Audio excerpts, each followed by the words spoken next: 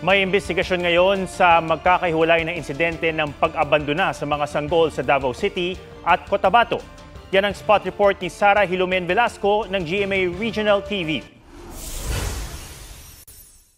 Sir Mark, man ako kami baby. Isulod lang sa karton gibilin. Agad binitbit ng mga residente sa Pigawayan, Cotabato ang nakita nilang baby girl. Iniwan siya ng mga nahuli cam na nakamotorsiklo. Sa CCTV, alas 3 ng madaling araw nang makita ang isang lalaking may bitbit na kahon at iniwan sa tapat ng isang tindahan.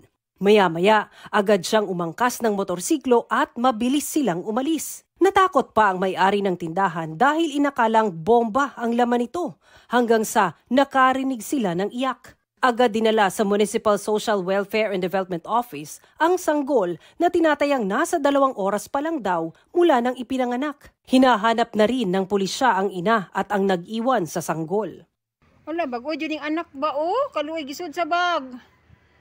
Ay, kaluoy. Baby boy sa paper bag naman ang inabandona sa isang compound sa Davao City. May mga dugo pa sa ulo at hindi maayos ang pagkakaputol sa umbilical cord nito. Kalakip ng bag ang sulat mula sa ina ng sanggol na nagsabing hindi pa raw niya kayang palakihin at alagaan ang anak. Kaya niya iniwan at humingi ng tawad sa pagpapasa ng responsibilidad.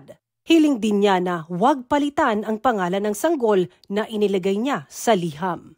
If ever nga makita nato ang kaning ma-identify nato ang kaning inan sa bata, sir, no, file nato og kaso sa Republic Act 7610 kay mas bugad man na isa, sir, compared to other case. And then sa pagkakaroon, sir, stable na ang sa bata, kondisyon sa bata. Sara Hilomen Velasco ng GMA Regional TV nagbabalita para sa GMA Integrated News.